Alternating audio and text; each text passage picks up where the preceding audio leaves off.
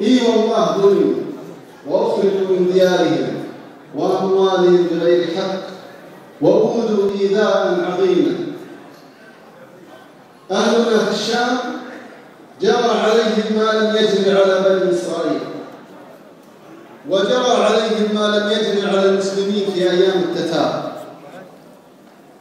لا في المكان ولا في الزمان ولا في العدو ولا في كثرة المسلمين ولا في كثرة العلماء ولا في كثرة المؤسسات، ومع ذلك كانوا ويا للأسف كأنهم أيتام.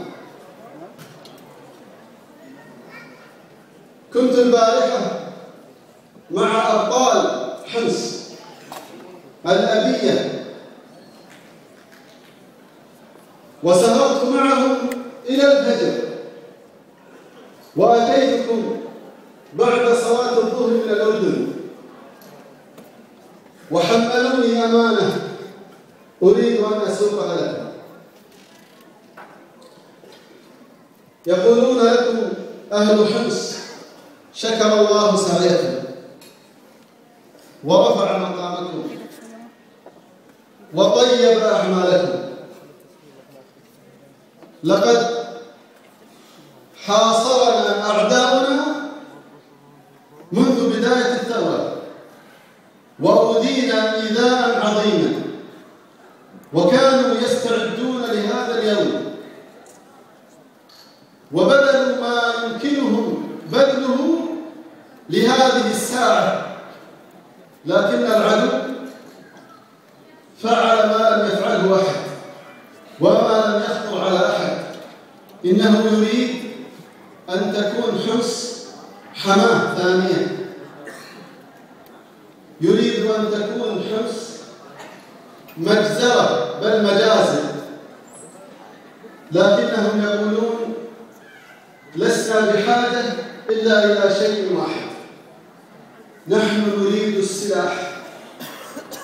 السلاح الذي عندنا بدأ يقل،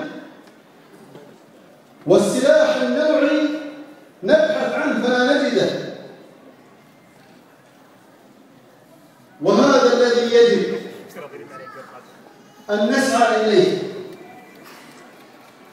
ونتعاون عليه.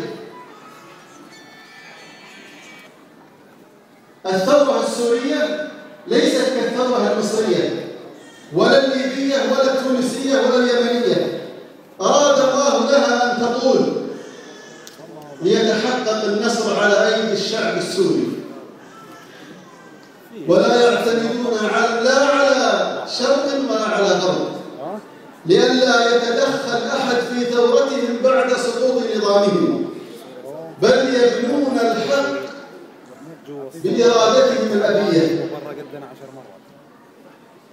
أهلنا في حمص وفي درعا وفي حلب وفي شرق سوريا يقولون لكم: أعطونا المال لتنظروا ماذا نفعل مع هذا النظام.